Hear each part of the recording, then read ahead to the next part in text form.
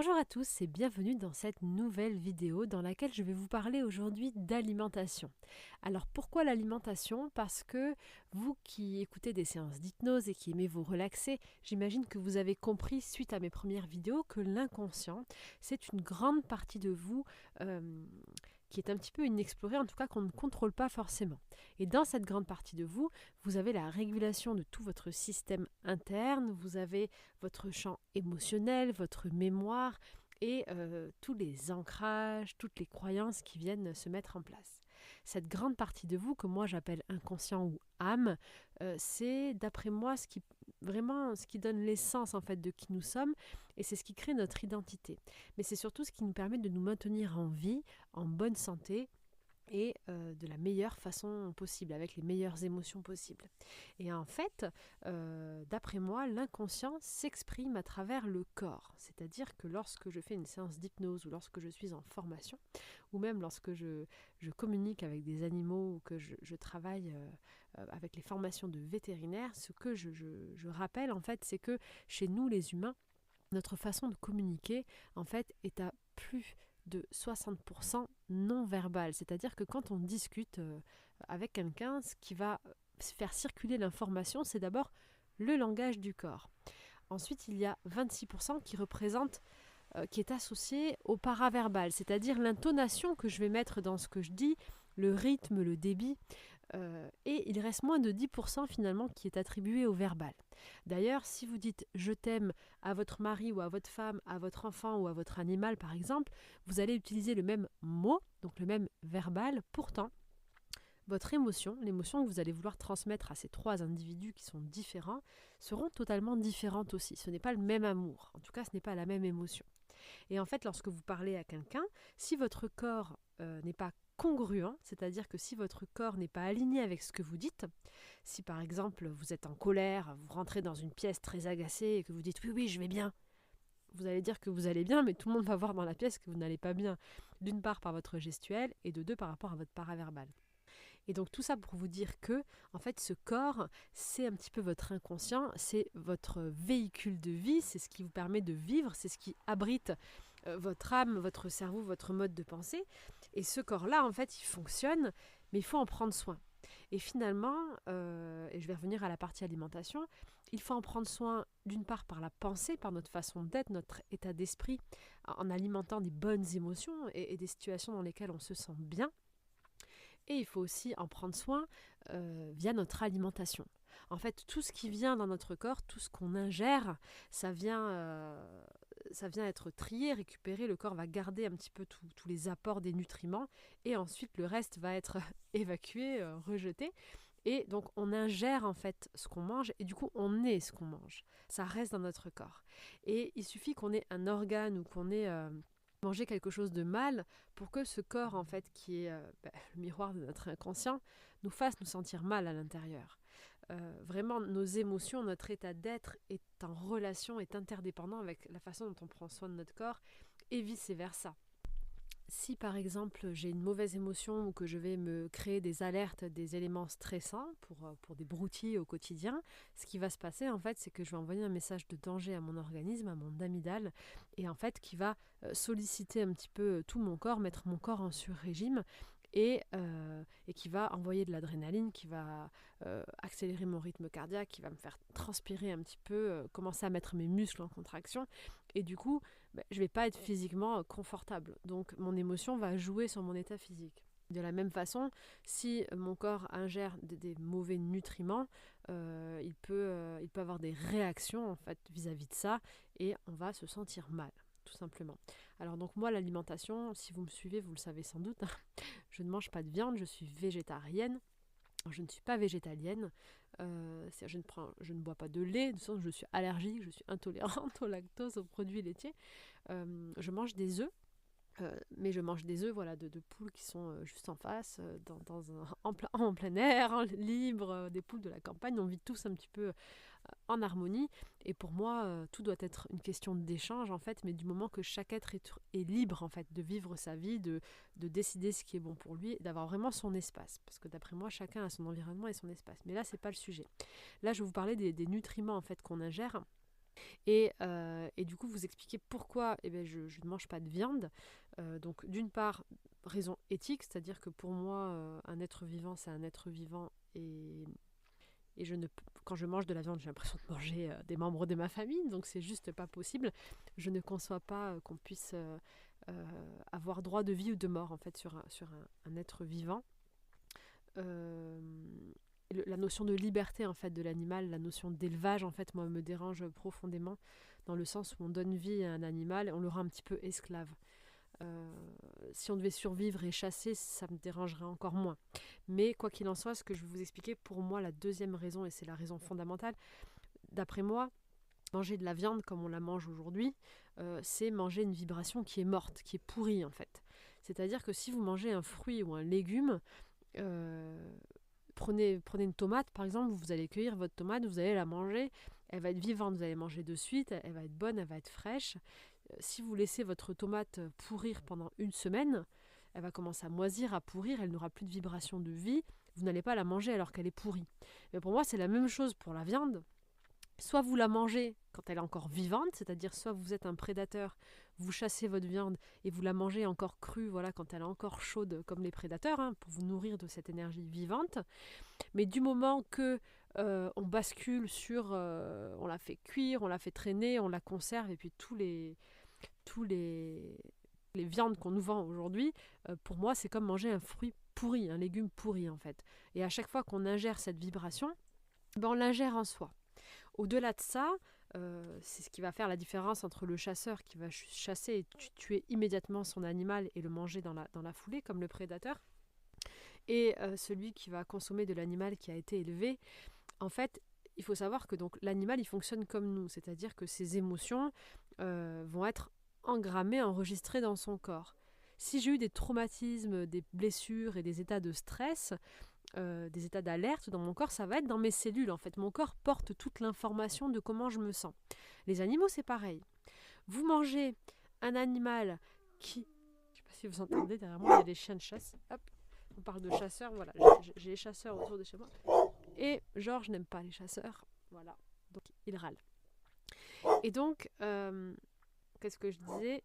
Quand vous ingérez une viande, donc un animal qui a vécu prisonnier, qui a vécu de la douleur physique, de la douleur émotionnelle, qui a été stressé, qui a eu peur, en fait, vous ingérez toute cette information. Parce que le corps est fait d'un système d'information. Et vous, la cellule qui rentre en vous, quand vous l'ingérez, vous prenez l'information qui va avec. Donc vous récupérez, en fait, tout ce qu'a vécu l'animal, en l'ingérant, si je peux dire ça comme ça. Donc, peu importe le choix que vous prenez alimentaire, que ce soit de la viande, des légumes, enfin pas de viande, des céréales, peu importe le choix que vous prenez, il faut vraiment être certain de bien choisir ce que vous consommez pour votre santé, en fait, avant toute chose. Soyez certain que vous consommiez des choses vivantes, des bons éléments, des éléments sans traitement, pour être vous-même après en bonne santé. Comme le corps, c'est encore, une fois de plus, le miroir un peu de votre inconscient, le fait d'être bien dans votre corps, d'avoir un corps sain, d'être bien aligné avec ça, ça va vous ouvrir tous vos autres canaux en fait. Ça va vous permettre d'avoir un esprit sain, d'avoir une âme beaucoup plus légère et surtout de reconnecter un petit peu vos canaux sensoriels. Parce que, comme je l'ai expliqué dans une de mes vidéos d'hypnose, on voit le monde avec nos 5 sens. On voit le monde avec nos 5 sens, ça nous permet de créer notre réalité. Et ces sens, on peut les travailler, mais on le verra pendant les prochaines vidéos d'hypnose qui sont disponibles sur ma chaîne. Donc ça se travaille, on peut le développer au fil du temps. Une personne qui ne voit plus, qui perd la vue, va développer son sens auditif, son sens kinesthésique, etc. Eh bien, nos sens, on peut les développer et à force de manger des mauvais aliments, trop de sucre transformé, des gâteaux, toutes ces conneries, en fait, ça nous coupe la sensibilité à nos sens et on ne ressent plus en fait le monde comme on devrait le ressentir parce que nous sommes quand même à la base des animaux et nous avons les capacités d'être connectés en pleine nature, de bien entendre, de bien sentir, de savoir normalement ce qui va être bon pour notre corps, au même titre qu'un animal qui va manger. Je prends un cheval qui va aller brouter de l'herbe, il va pas manger certaines plantes normalement et en fait l'animal instinctivement va aller au nutriment qui est bon pour lui. Alors, il n'a pas suivi le cursus nutrition, voilà les aliments qu'il me faut pour être en bonne santé. Non, il suit en fait son instinct, il est guidé par ses sens, par son instinct, par son inconscient, cette partie que nous aussi on a puisque nous sommes des animaux, et il va aller au nutriment qui est bon pour lui. De la même façon, il va trouver des points d'eau, il va aller trouver des environnements où il se sent mieux, qui sont plus adaptés. Il va suivre cet instinct. Et bien nous, c'est pareil, en fait, on est capable, dans l'absolu, de suivre cet instinct, de suivre ses sens et de savoir ce qui est bon pour nous ou pas. Et du coup, le fait de bien manger, de reprendre bien la possession de notre corps, ça nous permettra aussi de mieux développer nos sens. Et moi, depuis que j'ai arrêté définitivement la viande, ça va faire plus de 5 ans maintenant, il s'est passé vraiment quelque chose d'extraordinaire, c'est-à-dire que non seulement moi j'étais malade depuis toute petite, j'étais au moins malade 4-5 fois par an, avec des angines blanches, je faisais beaucoup d'allergies. Bon, après j'étais allergique en fait au lactose, au sucre, il y a plein de choses que je ne savais pas. Et en fait de ne plus les manger, ben, mon corps réagit différemment. Et donc j'ai toujours été malade, asthmatique, enfin j'ai eu plein de problématiques moi de santé. Et du jour où j'ai arrêté de manger de la viande, c'est extraordinaire, je n'ai plus été malade. Vraiment. C'est-à-dire que je me sens bien. Alors j'ai toujours des petites allergies au niveau, ça va être à cause des graminées ou des produits chimiques ou des sprays, des choses comme ça. Donc je vais avoir souvent le nez qui se bouche parce qu'en plus j'ai une très grande sensibilité olfactive. Et à part ça, je ne suis plus malade. Et j'ai eu un enfant, j'ai été enceinte et je n'ai pas eu de carence, j'ai été en pleine santé. Ma fille ne mange pas de viande, elle est en pleine santé. C'est une gamine qui n'a jamais été malade. Et c'est quand même fou de se rendre vraiment compte que ce qu'on donne à notre corps, c'est vraiment le gage aussi de notre santé.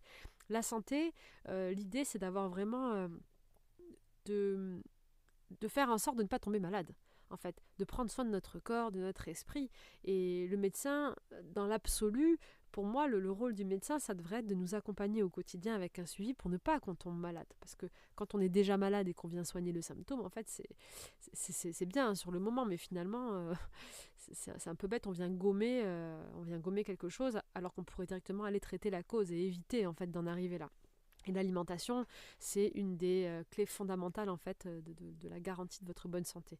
L'alimentation et l'activité physique, pour pouvoir ensuite libérer aussi et drainer un petit peu tout ça.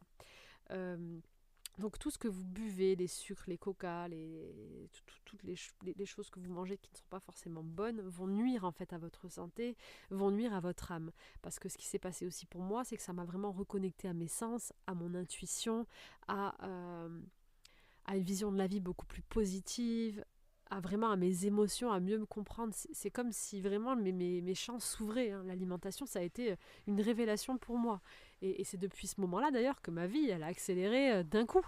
Donc c'est assez extraordinaire parce que ça nous permet vraiment, en fait, de se reconnecter à nous. Donc cette vidéo, voilà, je voulais vraiment vous dire d'observer ce que vous mangez et d'écouter votre corps et votre cœur. Alors, pourquoi est-ce que je vous dis ça ? Parce qu'aujourd'hui, on a des croyances.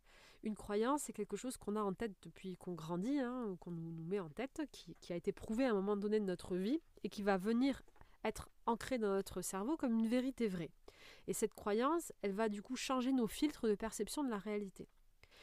La croyance qui joue sur nos comportements. On le verra dans un module comment une croyance peut me faire réagir et me faire réussir quelque chose ou échouer à quelque chose. Eh bien, depuis que nous sommes petits, nous, notre génération, en tout cas, enfin je sais pas quel âge vous avez, mais c'est la même génération en tout cas, on vous a toujours dit, pour être en bonne santé, pour être fort, il vous fallait manger de la viande. Et en fait, c'est devenu une croyance générale, mais c'est une connerie. Manger la viande comme on la mange aujourd'hui, c'est nous empoisonner, c'est empoisonner nos enfants. Donner les laits maternels, de lait de vache, c'est du poison, clairement. Et du coup, on est en train de croire à un système en fait de croyance générale qui nous éloigne de notre bonne santé. Et pensez à toutes ces croyances que vous avez eues dans votre vie et vous en étiez sûr. Vous étiez sûr que c'était vrai quand vous y croyiez à l'époque. Et regardez comme une croyance peut s'envoler du jour au lendemain et en fait peut changer votre façon de vivre. Je prends souvent l'exemple du Père Noël. Quand on est petit, on est persuadé que le Père Noël existe. Ça va générer une émotion, ça va... Alors je suis désolée s'il y a des enfants sur ma chaîne, je vais couper ce passage. Non, il y a pas de petits qui vont écouter cette vidéo, non. Ça nous génère de la joie, ça nous génère de la magie, ça nous stimule, ça nous donne des envies. Dès que la croyance s'éteint et qu'on sait que ce n'est plus vrai, alors qu'on y croyait dur comme fer, hein, ça change notre perception de la réalité. C'est pareil pour le fait de manger de la viande. Je ne vais pas refaire le débat alimentaire, qui est fait pour manger quoi. Moi, ce que je vous propose simplement, c'est de faire le test et d'écouter votre corps et de prendre plusieurs aliments. Et ça, c'est un test kinesthésique qui peut être super sympa à réaliser. De prendre plusieurs aliments, de les mettre sur une table face à vous, de faire le jeu avec quelqu'un pour pas que vous soyez influencé. Vous mettez un peu de tout, du sucre, des légumes, de la viande, du coca, du jus, de l'eau, du citron, je sais pas, mettez plein de choses différentes. Et vous bandez les yeux, vous êtes avec quelqu'un qui pose un aliment à chaque fois un par un et vous vous approchez de la table, donc en marchant, et vous essayez de vous concentrer à écouter ce que votre corps vous dit. Est-ce que vous ressentez que vous avez envie de ça, que votre corps a envie? Est-ce qu'au contraire vous avez des petites tensions? Écoutez vraiment votre corps, parce que votre corps, il sait exactement ce dont il a besoin. Donc voilà pour l'alimentation, ce que je voulais juste vous rappeler en fait réellement, c'est qu'on est ce qu'on mange, ça c'est physique en fait, hein. Ce que vous ingérez, vous le devenez. Et il est important de comprendre qu'on ingère tout ce qui va avec, la façon dont on traite l'aliment, la façon dont l'intention qu'on va mettre dessus. Donc ce qui va être important, et ça pour tout type d'aliment, ça va être de mettre de l'amour en fait dans ce que vous mangez, de remercier l'assiette, d'essayer de prendre un temps pour la regarder avant de manger, de mettre des bonnes intentions dessus et de manger des organismes qui soient le plus vivants possible et qui aient eu la meilleure vie possible. Et ça c'est pareil pour les animaux, pour les végétaux. On veut ingérer de l'énergie, on veut ingérer de l'amour, tout doit être vivant, tout doit passer à travers nous de manière vivante et pouvoir renaître à travers nous. Et en ingérant du vivant, on se rend vivant, on reste en bonne santé et on continue à trouver une forme d'équilibre. Et cet équilibre, de toute façon, il va au-delà un petit peu de ce corps, hein. Il va sur cette connexion que nous avons tous les uns aux autres, puisque nous sommes tous interdépendants, et que je suis certaine que c'est ensemble que nous pourrons trouver une forme d'harmonie intérieure et extérieure. Voilà, si vous avez des questions sur mon alimentation, n'hésitez pas à me les mettre en commentaire, à mettre vos avis, d'accord, pas d'accord. De toute façon, on ne peut pas dans un monde être tous d'accord, mais ce qui est intéressant, c'est d'écouter les avis de tout le monde. Et pour ceux qui veulent expérimenter une alimentation différente et faire le test dont je vous ai parlé, de voir vos ressentis, vos canaux et votre santé, en fait, comment vous allez vous sentir, je vous recommande de vous inscrire sur le site de mon association BEPA. Donc c'est www.bepafrance.org, je mets le lien sous la vidéo. Il y a un petit défi 100% végétal et vivant qui commence le 1er janvier avec un petit guide de recettes pour vous accompagner pendant 21 jours du petit-déj jusqu'au dîner. Des recettes faciles à faire. Vous verrez sur notre page Instagram, on a déjà mis des vidéos. Mais j'ai mis sur ma chaîne aussi. On prend plaisir, on rigole à cuisiner, à être créatif. Et juste faites l'essai pour ceux qui, et celles qui veulent tenter l'aventure. Juste 21 jours pour voir ce que ça fait, pour voir comment vous vous sentez. Faites le petit jeu avec votre famille, avec vos enfants. Ayez confiance dans le fait qu'on peut trouver tous les nutriments du monde dans la nature. Je reprends toujours l'exemple des gorilles qui sont hyper musclés, qui sont nos cousins, hein, les hominidés. Donc vraiment, regardez comme ils sont forts, ils ne mangent pas de viande et pour autant, ils ont un organisme qui est rempli avec leurs végétaux. Et donc regardez ces gorilles, regardez la force qu'ils ont et regardez comme ils ne se soucient pas des croyances et comme ils suivent leur instinct pour manger ce qui est bon pour eux. Voilà, je vous souhaite une merveilleuse journée, j'espère que ce nouveau format vous aura plu. Moi je profite vraiment de pouvoir partager ce qui me tient à cœur, ce qui est important pour moi, pour diffuser un maximum mon message, le respect bien sûr de toute forme de vie et que nous puissions vivre tous ensemble, libres, heureux et en équilibre. Je vous souhaite une merveilleuse journée, une douce soirée et je vous dis à très bientôt.